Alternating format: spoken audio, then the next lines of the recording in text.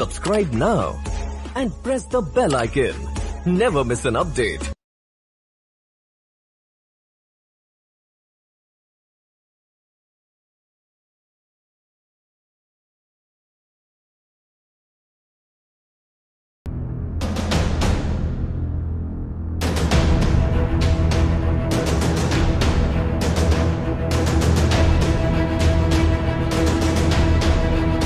కార్యక్రమానికి స్వాగతం.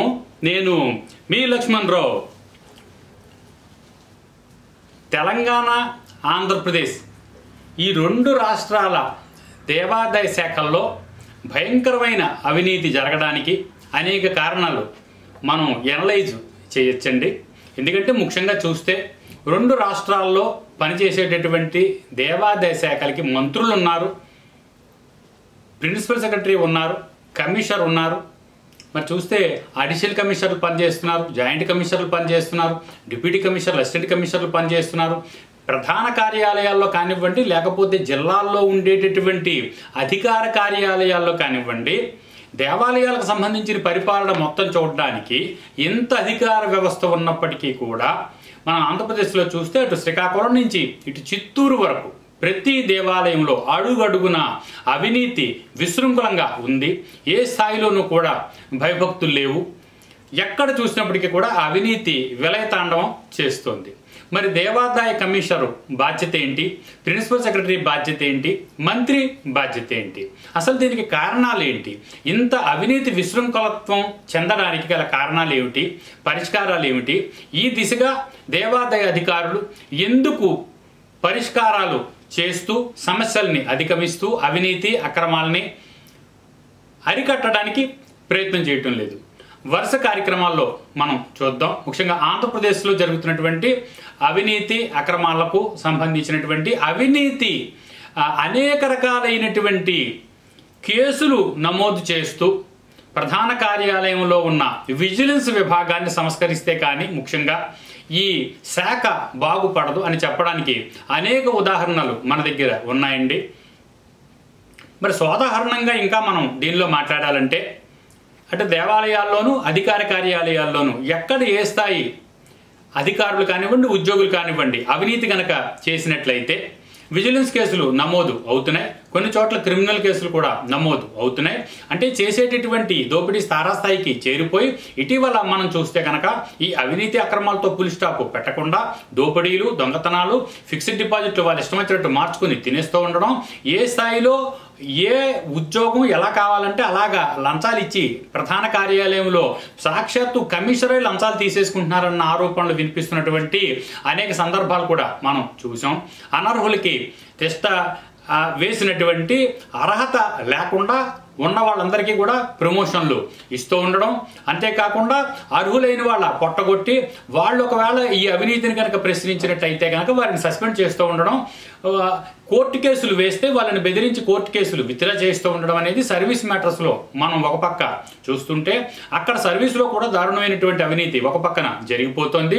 మరో రకంగా మనం చూస్తే కనుక ప్రతి దేవాలయంలోనూ దోపిడీ జరిగిపోతున్నప్పటికీ కూడా ఏ స్థాయిలోనూ అరికట్టబడటం లేదు. మరి కారణాలు ఏంటి? ముఖ్యంగా నెంబర్ 1 పాయింట్, ప్రధాన కార్యాలయంలో అధికారుల పర్యవేక్షణ కొరవడడం, సరిగా లేకపోవడం.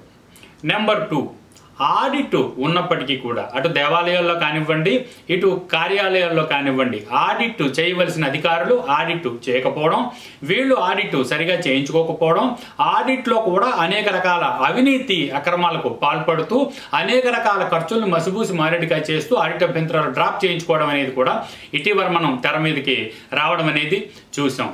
3, మరి దేవాలయాల్లో సమాచార హక్కు చట్టం అమలు చేయవలసిన బాధ్యత ఉన్న అధికారులు పట్టించుకోకపోవడం ద్వారా ఈ దేవాలయాలకు సంబంధించిన అనేక మంది అధికారులు కోర్టుకు వెళ్ళి హైకోర్టుకు వెళ్ళి ఈ సమాచార హక్కు చట్టం అమలు కాకుండా చేసుకున్నారు.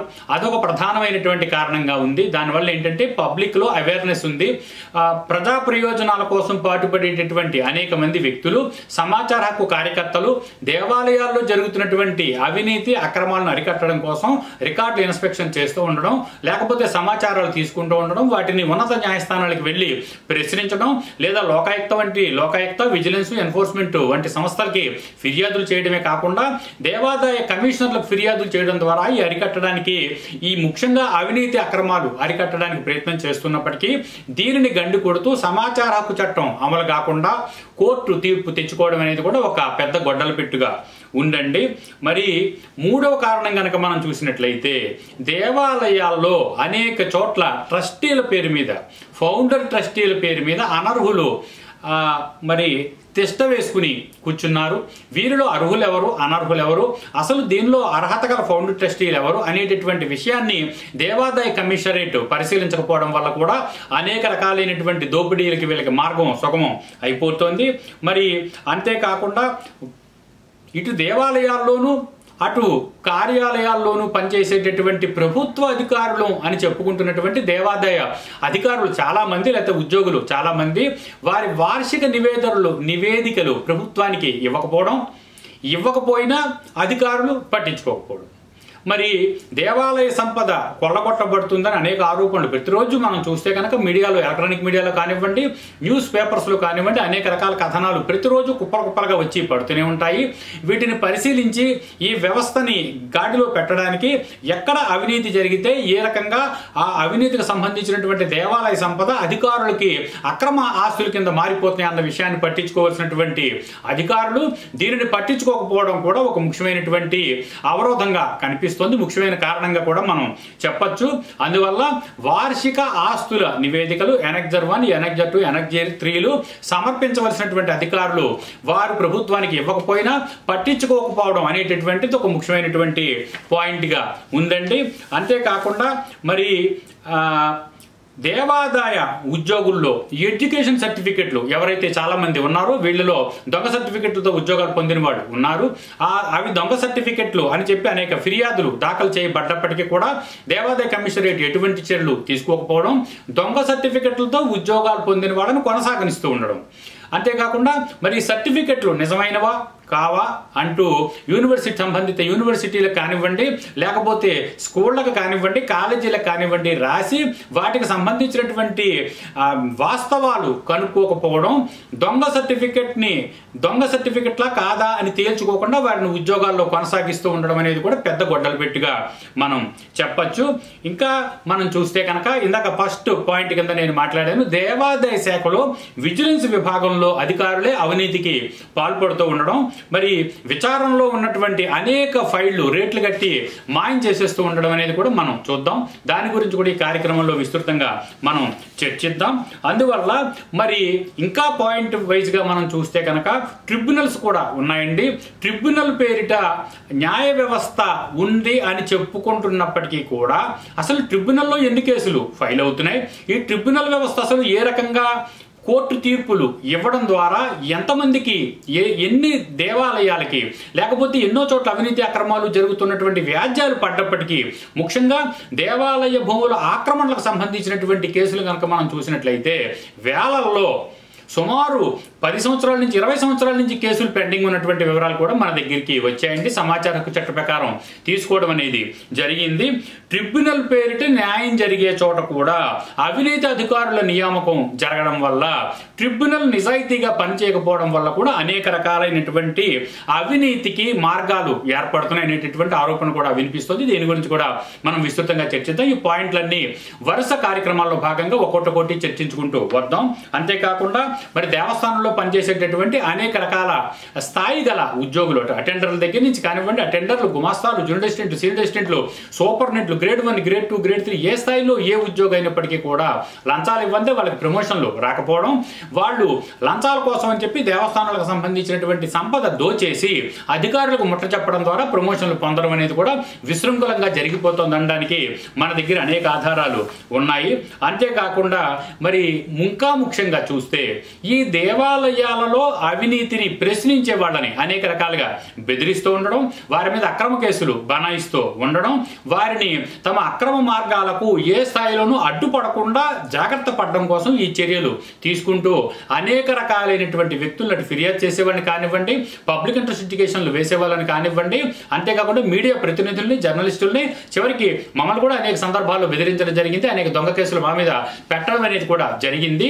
ఈ రకమైనటువంటి వ్యవస్థని ఏదో ఒక రకంగా వాళ్ళ చేతుల్లో ఉంచుకుంటూ భయభ్రాంతులకు గురి చేయడం ద్వారా ఎదుటివారిని వారిని ప్రశ్నించకుండా అడ్డుకుంటూ ఉండడం, అవినీతి అక్రమాలకు ఏ రకంగానూ ఫుల్ స్టాప్ లేకుండా చూసుకుంటూ ఉండడం అనేది కూడా ఒక రకంగా మరి జరుగుతూ వస్తోంది. ఇంతే కాకుండా ముఖ్యంగా అసలు మరొక పాయింట్ కనుక మనం చూసినట్లయితే ఈ దేవాలయాల్లో ముఖ్యంగా పనిచేస్తున్నటువంటి అర్చక వ్యవస్థని సరిదిద్దవలసినటువంటి అవసరం ఉంది.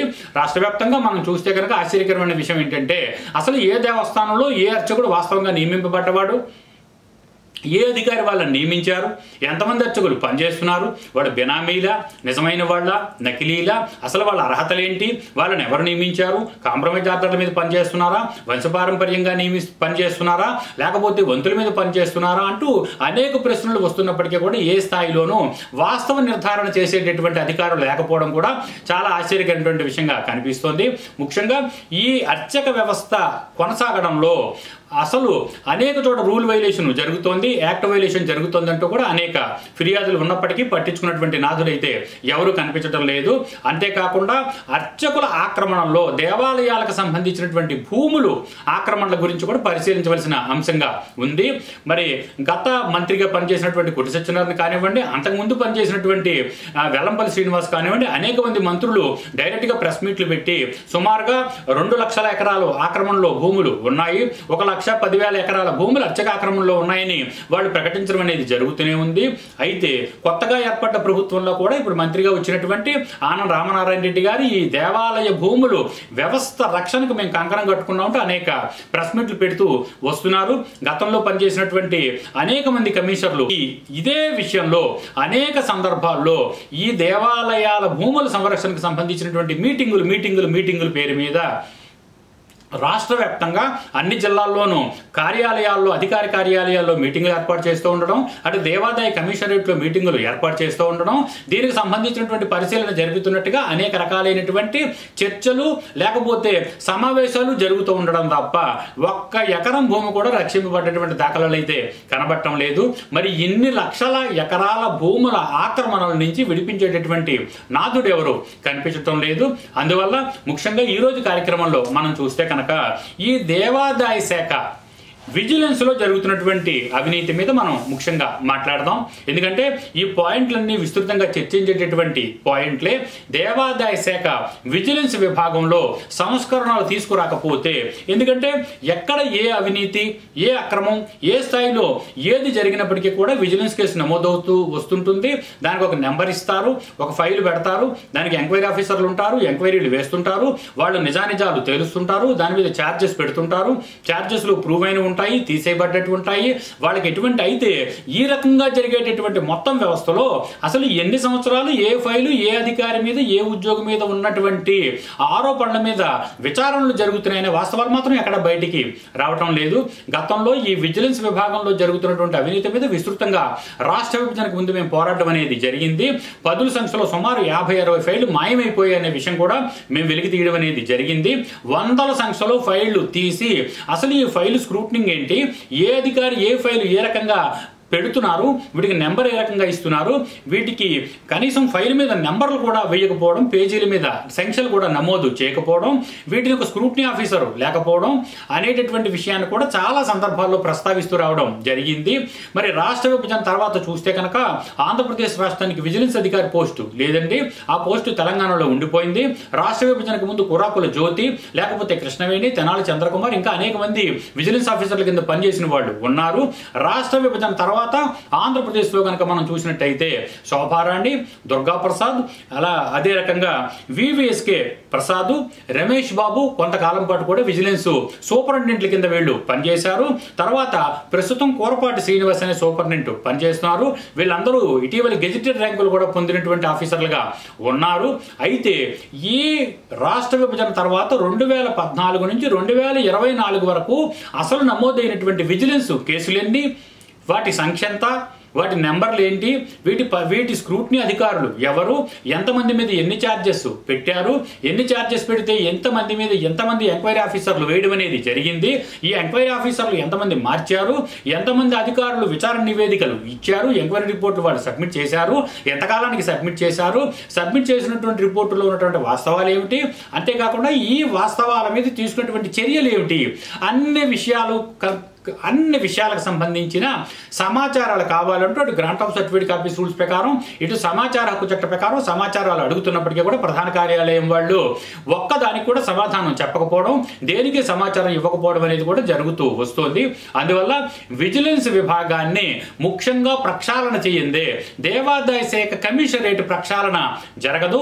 అవినీతిని అరికట్టే విధానంలో భాగంగా ముఖ్యంగా అటు ఆనం రామనారాయణ రెడ్డి కానివ్వండి, ఇటు కొత్తగా వచ్చిన కమిషనర్ రామచంద్రమోహన్ కానివ్వండి, వీళ్ళిద్దరూ రామచంద్రమోహన్ గారికి సబ్జెక్ట్ మీద మంచి పట్టున్నటువంటి వ్యక్తి, సుదీర్ఘ అనుభవం కలిగినటువంటి వ్యక్తి.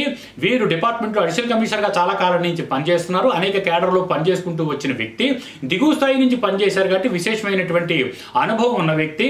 వీరిని కార్యక్రమ రూపంగా కోరుతున్నాం. మంత్రి ఆనం రామనారాయణ రెడ్డిని కూడా ఈ కార్యక్రమ రూపంగా ఒకటే అడుగుతున్నాం. మీరు మంత్రిగా ఉన్నారు, మంత్రిగా వచ్చినప్పటి నుండి ఈ దేవాదాయ శాఖ మనుగడ కోసం ప్రత్యేకించి చర్యలు తీసుకుని అవినీతిని అరికట్టడానికి, అక్రమాలను అరికట్టడానికి, అనేక రకాలుగా జరుగుతున్నటువంటి దోపిడీలను అరికట్టడానికి మీరు తీసుకున్నటువంటి చర్యలు ఏంటి, అసలు దీని మీద ఈ పాయింట్ మీద, ఈ ఎజెండా మీద మీరు అధికారులతో ఏమైనా చర్చలు జరిపారా, అసలు మీరు మంత్రి అయ్యాక ఈ రోజు వరకు ఎన్ని మీటింగులు పెట్టారు, ఈ మీటింగుల్లో ఎక్కడనే ఎజెండా వచ్చిందా, అవినీతి అక్రమాలు లేని దేవాదాయ శాఖని మనం ఎట్టి పరిస్థితుల్లోనూ తీసుకురావాల్సిన బాధ్యత మన మీద ఉంది, సృష్టించవలసిన అవసరం ఉంది, దీనిని పరిష్కారం చేయవలసిన అవసరం కూడా మన మీద ఉంది. అందువల్ల ఈ విధానాన్ని ప్రవేశపెట్టడం ద్వారా భక్తులకి, దాతలకి, లేకపోతే ప్రజలకి మనం శాఖ పట్ల ఒక గౌరవాన్ని తీసుకురావాల్సినటువంటి అవసరం మన మీద ఉంది, తీసుకురావచ్చు అన్న అంశాల మీద ఏమైనా పరిశీలన జరిపారా, ఏదైనా మీటింగుల్లో చర్చ సమావేశం ఏదైనా జరిగిందా, ఒక శ్వేతపత్రం ప్రకటించమని కార్యక్రమ రూపంగా మంత్రిని అడుగుతున్నాం. రామచంద్రమోహన్ గారిని కూడా ఈ కార్యక్రమ రూపంగా ఒకటే కోరుతున్నాం. ముఖ్యంగా విజిలెన్స్ విభాగంలో జరుగుతున్నటువంటి అవినీతిని అరికట్టండి. దీనికి సంబంధించిన సమాచారాలన్నీ వెబ్సైట్లో ఉంచడానికి ప్రయత్నం చేయండి. అదే రకంగా మనం చూస్తే మనం ఇన్ని పాయింట్లు మాట్లాడుకున్నాం. గతంలో చూస్తే వెబ్సైట్ ఒకటి మనుగడలో ఉండేది, దేవాదాయ శాఖ వెబ్సైట్. దానిలో అనేక రకాలైనటువంటి ప్రధాన కార్యాలయం నుండి ఏ ఉత్తర్వు వెలువడినప్పటికీ కూడా దానిని సాయంత్రానికల్లా పీడిఎఫ్ ఫార్మెట్లో కానీ జెప్యాక్ ఫార్మెట్లో కానీ వెబ్సైట్లో ఉంచేవారు. ఇప్పుడు వెబ్సైట్ని క్లోజ్ చేసేసారు. ఏ కాగితం ఏ రకంగా ఎవరు సర్క్యులేట్ చేసుకున్నప్పటికీ కూడా అసలు వెబ్సైట్లో పెట్టవలసిన అవసరం లేకుండా చేసుకున్నారు. వెబ్సైట్ అనేది లేకుండానే చేసుకున్నారు. ఈ వెబ్సైట్ ఎంత చేసి మాకు విరాళాలు ఇవ్వండి, మాకు దాతలను ఆహ్వానిస్తున్నాం, ప్రత్యక్షంగా మీరు సేవలు చేసుకోండి, పరోక్షంగా సేవలు చేసుకోండి, మాకు విరాళాలు ఇవ్వండి, మాకు లేకపోతే భూములు ఇవ్వండి, పుట్రలు ఇవ్వండి, నగలు ఇవ్వండి, నట్రలు ఇవ్వండి అని అడగడం తప్ప ఇంకా దేనికి వెబ్సైట్ పనిచేసినటువంటి విషయంగా అయితే కనిపించట్లేదు. మనం చూస్తే కనుక ముఖ్యమంత్రి గారి ఫోటో, ఆనం రామనారాయణ రెడ్డి మంత్రి ఫోటో, మరి ప్రిన్సిపల్ సెక్రటరీ, కమిషనర్ల ఫోటోలకు వాళ్ళ ఫోటోలు వెల్లడి చేసుకుంటూ ప్రచారం చేసుకోవడానికి ఒక ప్రచార ఆర్భాటంగానే దేవాదాయ శాఖ వెబ్సైట్ కనిపిస్తుంది తప్ప ఈ వెబ్సైట్లో ఏ స్థాయిలో ఎక్కడ చూసినప్పటికీ కూడా ప్రజలకు అందుబాటులో ఉండేటటువంటి సమాచారాలు ఏవి ఉంచడం లేదు. ఇందాక నేను ఒక విషయం చెప్పాను, సమాచార హక్కు చట్టం అమలు చేయవలసినటువంటి అవసరం ఉంది. మేము సుదీర్ఘ పోరాటం జరిపాక చివరికి వెబ్సైట్లో కనిపించిన రీతిలో ఏదో ఒక మూలలో 4(1)B మాత్రం పెడుతూ వస్తున్నారు. అంతేకాకుండా దేవాదాయ శాఖలో సమాచార హక్కు చట్టానికి సంబంధించినటువంటి మొత్తం సమాచారాలు ఎలక్ట్రానిక్ ఫార్మేట్లో ప్రజలకు అందుబాటులో ఉంచుతూ 4(1)Bలే కాకుండా 90 రోజుల లోపల ఎలక్ట్రానిక్ రూపంలో సమాచారాలన్నీ ఇవన్నీ ప్రజలకు అందుబాటులో ఉంచాలి అంటూ 2005 సంవత్సరంలో సమాచార హక్కు చట్టం వచ్చినప్పుడు చేసినటువంటి సెక్షన్ 247 సంబంధించినటువంటి అంశాలన్నీ కూడా ప్రజలకి అందుబాటులో ఉంచడం ద్వారా సాధ్యమైనంత వరకు ఈ అవినీతి అక్రమాలు దోపిడీలకు అరికట్టవచ్చు, అడ్డుకట్ట వేయచ్చు అనే విషయాన్ని కూడా పరిశీలించమని కోరుతున్నాం. అంతేకాకుండా ముఖ్యంగా ఈ శోభారాణి, దుర్గా ప్రసాద్, వివిఎస్కే ప్రసాద్, రమేష్ బాబు, అంతేకాకుండా ప్రస్తుతం ఉన్నటువంటి ఈ కూరపాటి శ్రీనివాస్ వీళ్ళ ఆధ్వర్యంలో నడుస్తున్నటువంటి విజిలెన్స్ విభాగంలో ఎంత అవినీతి జరుగుతోంది, ఏ రకాల అవినీతి చేయడం ద్వారా ఈ సూపరింటెండెంట్లకు అసలు ఆస్తులు ఎన్నున్నాయి, వీళ్ళు వార్షికంగా ఆస్తుల నివేదికలు అసలు ప్రభుత్వానికి ఇస్తున్నారా లేదా, ఇస్తే కనుక అసలు వీళ్ళు ప్రకటించినటువంటి ఆస్తులకి లేకపోతే వీళ్ళకు ఉన్న ఆస్తులకి రెండింటికి సమూజ్జి కుదురుతుందా లేదా అనేటటువంటి విషయాలన్నీ పరిశీలించవలసిన అవసరం అయితే ఉంది. అందువల్ల ముఖ్యంగా కమిషనర్ రామచంద్రమోహన్, మంత్రి ఆనంద్ రామారెడ్డి రెడ్డి గారిని కార్యక్రమ రూపంగా కోరుతున్నాం. ఈ అన్ని విషయాల మీద దృష్టి పెట్టవలసిన అవసరం ఉంది. వివరంగా ప్రతి విషయం మీద పాయింట్ బ్లాంక్ గా, పాయింట్ వైజ్ గా విడమర్చి చెప్పడం అనేది జరుగుతూ ఉంటుంది. మీకు తెలియదు అనేది కాదు, ప్రజలందరి దృష్టిలో కూడా విషయం వెళ్లాలనే ఉద్దేశంతో వరుస కార్యక్రమాలకి తెర తీసాం. అంతేకాకుండా ఇప్పుడు చెప్పినటువంటి పాయింట్లకు సంబంధించినటువంటి అన్ని విషయాలతో పాటుగా ముఖ్యంగా విజిలెన్స్ విభాగంలో జరుగుతున్నటువంటి అవినీతికి సంబంధించిన సమస్త సాక్ష్యాధారాలతో, కొన్ని వందల పేజీల సాక్ష్యాధారాలతో వరుస కథనాలు ఈ ప్రజల ముందుకి ఈ కార్యక్రమ రూపంగా తీసుకొస్తున్నాం. ఈ చెప్పబడినటువంటి పాయింట్లు అన్నిటితో కూడినటువంటి వరుస కార్యక్రమాల్లో భాగంగా తదుపరి కార్యక్రమాల్లో మరింత విశదంగా చర్చిద్దాం.